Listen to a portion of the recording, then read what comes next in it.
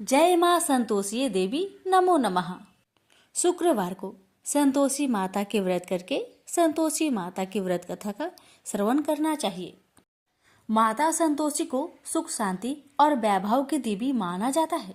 माना जाता है कि शुक्रवार के दिन संतोषी माता का व्रत करने से घर में सुख समृद्धि आती है। साथ ही जिन्हें संतान सुख प्राप्त नहीं हो पा रहा, वो संतान की प्राप्ति के लिए इस व्रत को करते हैं।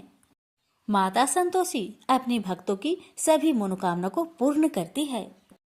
हालांकि संतोषी माता के व्रत के नियम बाकी व्रतों से अधिक कठिन है। इनका पालन करना बेहद अहम होता है। तो आइए प्यारे भक्तगणों, हम जानते हैं संतोषी माता के व्रत के नियम और इस दिन बनाए जाने वाले भोग के बारे में। साथ में जानेंगे उद्यापन विधि और श्रवण करेंगे कथा। संतोषी माता व्रत की पूजन विधि।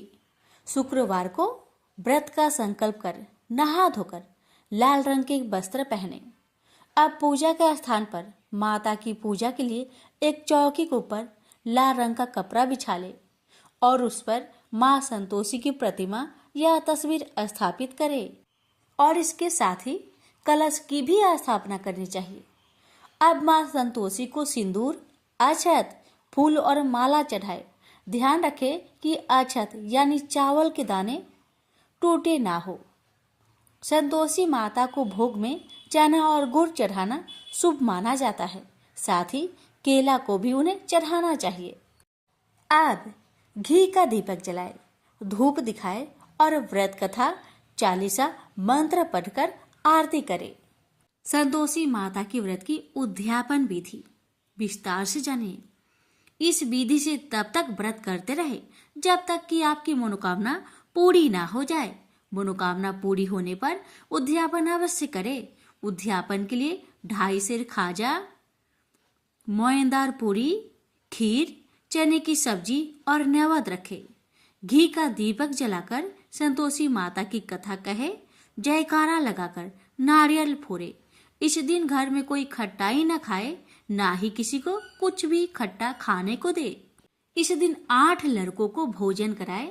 लड़के अपने कुटुंब के हो तो अच्छा, अगर ना हो तो ब्राह्मण बालकों को, रिश्तेदारों, पड़ोसियों के लड़कों को बुलाए, भोजन कराके यथाशक्ति दक्षिणा दे, जिसमें पैसे के स्थान पर कोई फल देना अधिक अच्छा होता है।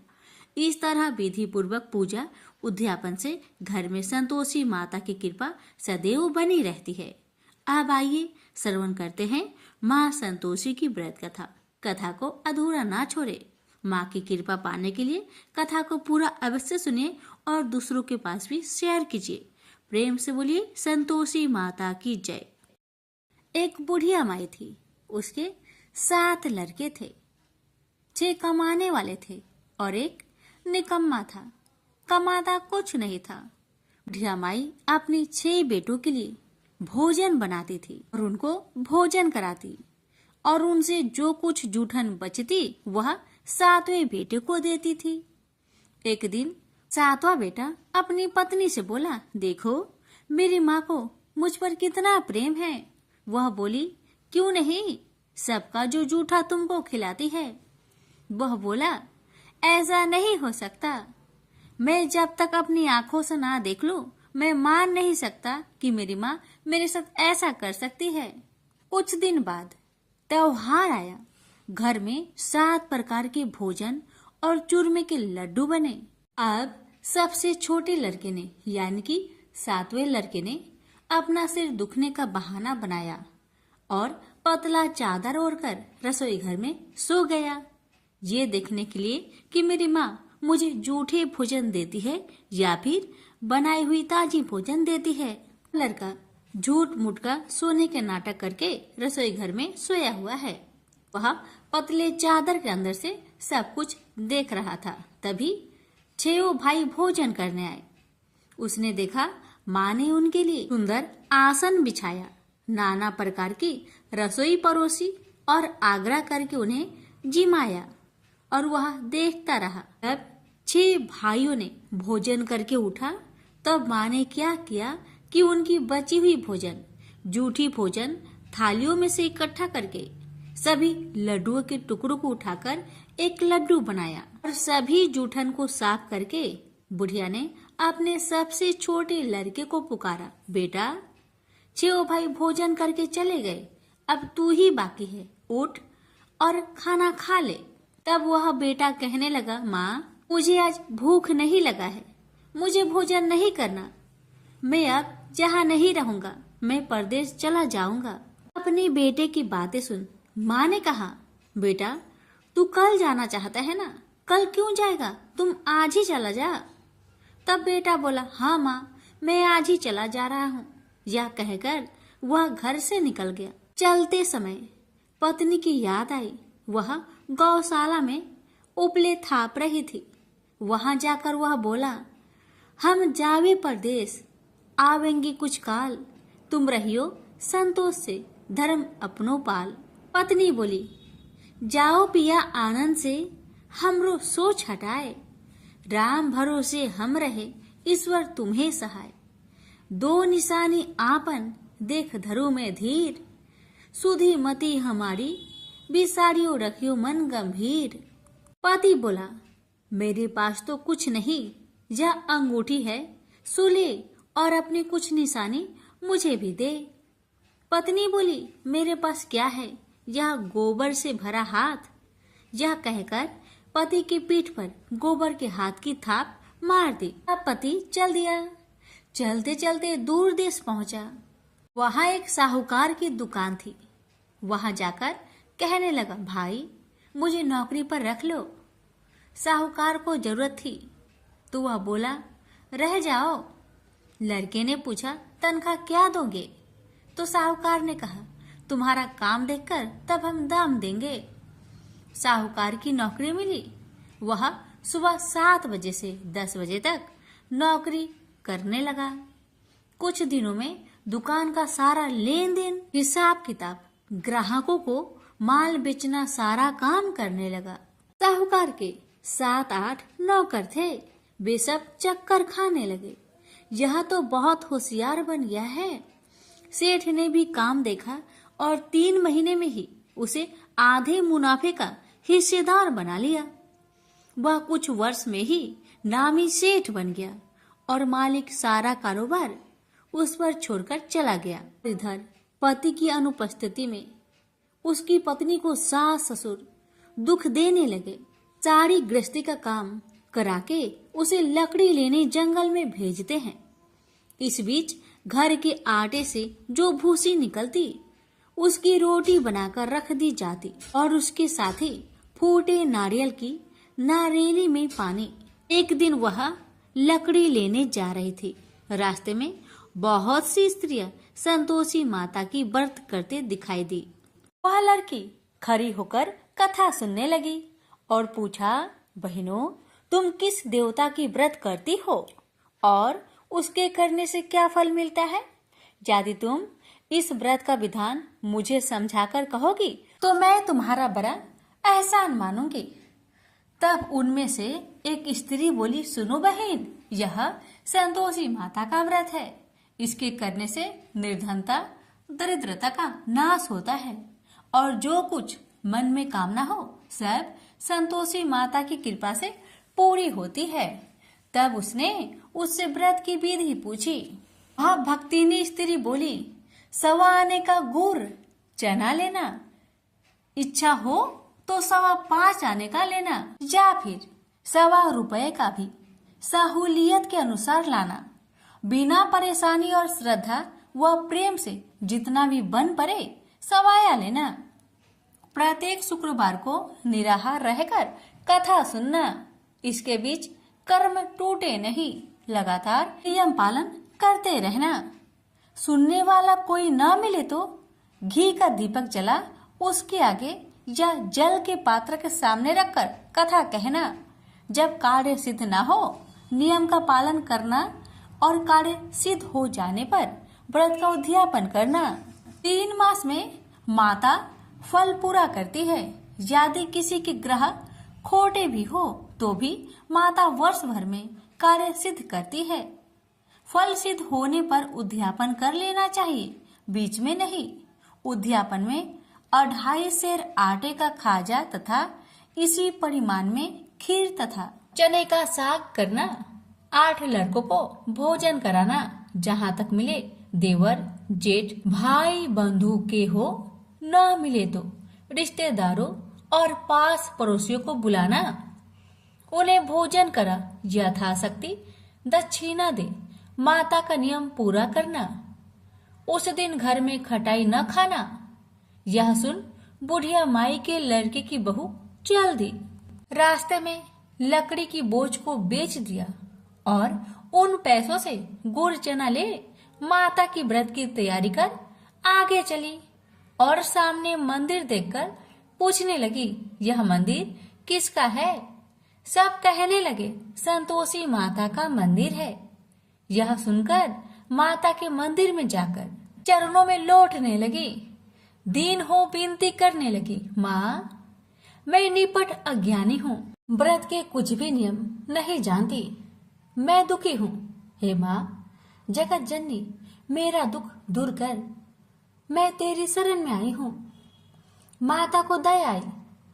एक शुक्रवार बीता कि दूसरे को उसके पति का पत्र आया और तीसरे शुक्रवार को उसका भेजा हुआ पैसा आ पहुंचा। यह देख जेठ जेठानी मुंह सिडोकने लगी। लड़के ताने देने लगे। काकी के पास पत्र आने लगे, रुपया आने लगा। अब तो काकी की खातिर बढ़ेगी। बेचारी सरलता से कहती, भैया कागज आवे रुपया आवे, हम सब के लिए अच्छा है। ऐसा कहकर आंखों में आंसू भरकर संतोषी माता के मंदिर में आ मातेश्वरी के चरण में गिरकर रोने लगी। माँ मैंने तुमसे पैसा कब मांगा है माँ? मुझे पैसे से क्या काम है माँ? मुझे तो अपने सुहाग से काम है। मैं तो अपनी स्वामी के दर्शन मांगती हूँ माँ। तब माता ने प्रसन्न होकर कहा, जा बेटी तेरा स्वामी आएगा। यह सुनकर खुशी से बावली होकर घर जा पहुंची, अपना काम काज करने लगी। अब संतोषी माँ विचार करने लगी, इस भोली पुत्री को मैंने कह तो दिया कि तेरा पति आएगा, लेकिन कैसे? वह तो इसे सपने में भी याद नहीं करता। उसे याद दिलाने को मुझे ही जाना पड़ेगा। इस तरह माता जी उस बुढ़िया के बेटे के पास जा सपना में प्रकट हो कहने लगी, साहूकार के बेटे तुम सो रहा है या जागता है? वह कहने लगा, माता मैं सोता भी नहीं जागता भी नहीं, कहो क्या आज्ञा है? माता कहने लगी, तेरे घर बार कुछ है कि नहीं? वह बोला, मेरे पास सब कुछ है माँ। माँ बाप है, पत्नी है, क्या कमी है माँ? माँ बोली, भोले पुत्र तेरी पत्नी घोर कष्ट उठा रही है, तेरे माँ बाप उसे परेशान कर रहे हैं, वह तेरे लिए तरस रही है, तू उसकी सुधि ले। वह बोला, हाँ माता जी यह तो मालूम है, परंतु जाऊं तो कैसे?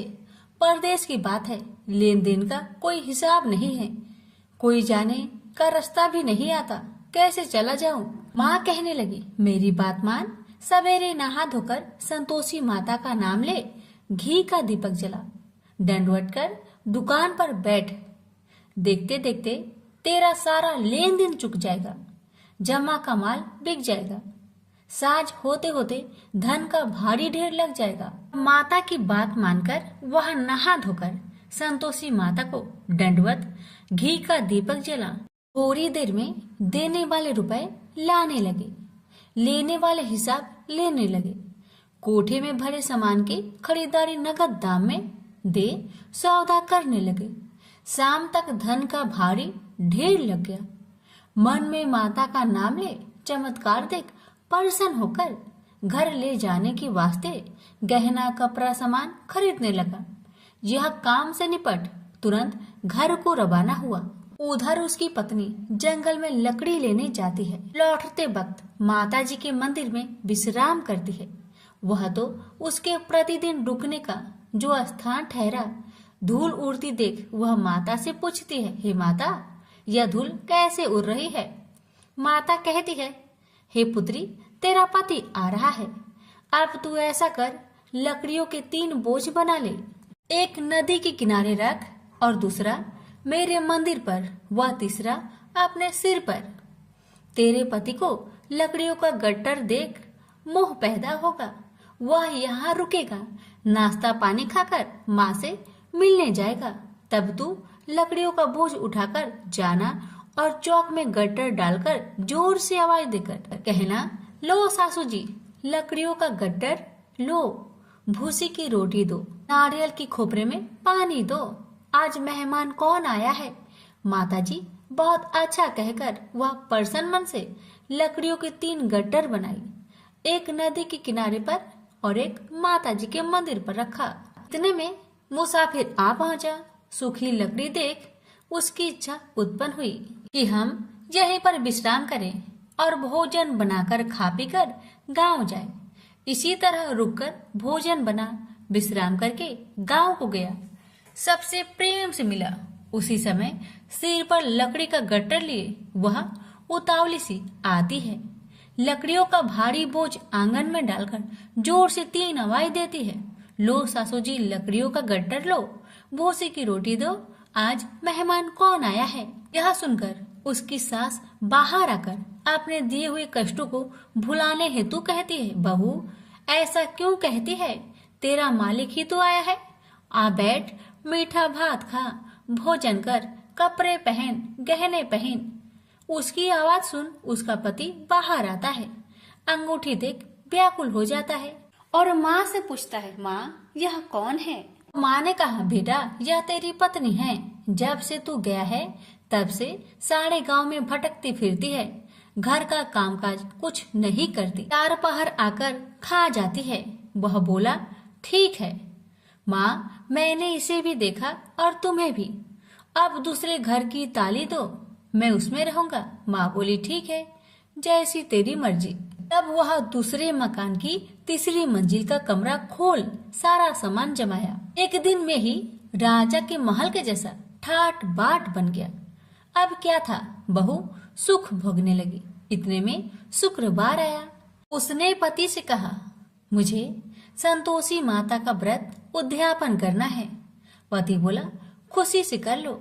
वह उद्यापन की तैयारी करने लगी। जेठानी के लड़कों को भोजन के लिए कहने गई।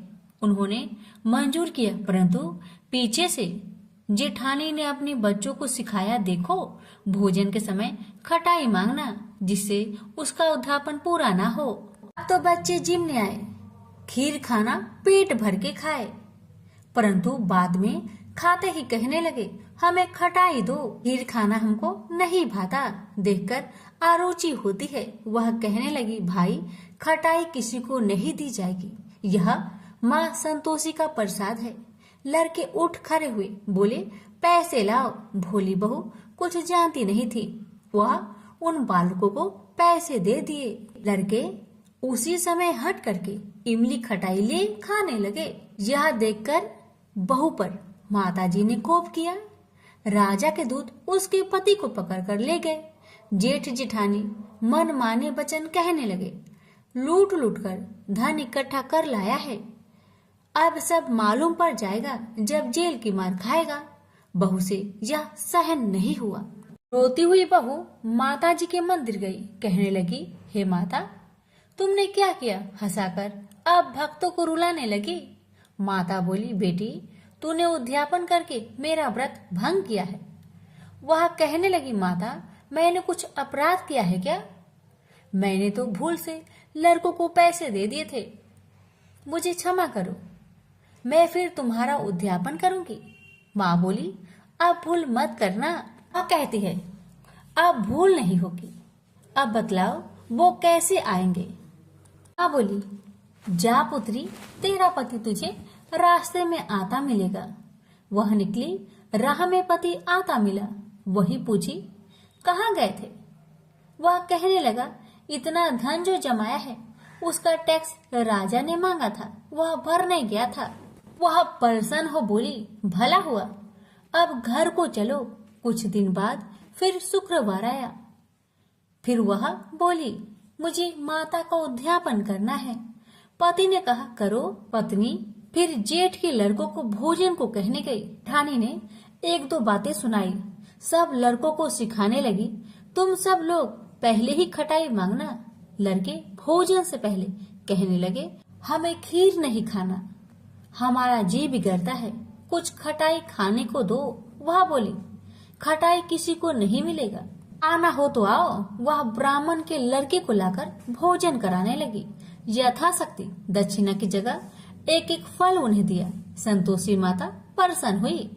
माता की कृपा होते ही 9वें मास में उसके चंद्रमा के समान सुंदर पुत्र प्राप्त हुआ। पुत्र को पाकर प्रतिदिन माता जी के मंदिर में जाने लगी। माँ ने सोचा, यह रोज आती है, आज क्यों न आई, इसके घर चलो। यह विचार कर माता ने भयानक रूप बनाया। गुड़ चने से सना मुख, ऊपर सूर्य के समान होठ, उस पर मक्खियां भीन भीन कर रही थी। दहली पर पैर रखते ही उसकी सास चिल्लाई, देखो रे देखो, कोई चुड़ैल डाकिन चली आ रही है, लड़को इसे भगाओ नहीं तो किसी को खा जाएगी। लड़के भागने लगे, चिल्लाकर खिड़की बंद करने लगे। बहू रोशन दान में देख रही थी, प्रसन्नता से पगली बन चिल्लाने लगी, आज मेरी माँ मेरे घर आई है, आज मेरी माता मेरे घर आई है। वह बच्चों को दूध पीने से हटाती थी। इतने में सास का क्रोध फट पड़ा। वह बोली, क्यों उतावली हुई है, बच्चे को पटक दिया। इतने में माँ के प्रताप से लड़के ही लड़के नजर आने लगे। वह बोली, माँ जिसका मैं व्रत करती हूँ, यह वही संतोषी माता है। सबने माता जी के चरण पकड़ लिए और विनती कर कहने लगे, हे माता, हम मूर्ख हैं, अज्ञानी हैं, तुम्हारे व्रत की विधि हम नहीं जानते, व्रत भंग कर हमने बड़ा अपराध किया है। जग माता, आप हमारा अपराध क्षमा करो। इस प्रकार माता प्रसन्न हुई। बहू को प्रसन्न हो जैसा फल दिया, वैसा माता सबको दे। जो पढ़े उसका मनोरथ पूर्ण हो, जो सुने उसका भी मनोरथ पूर्ण हो। प्रेम से बोलिए संतोषी माता की जय।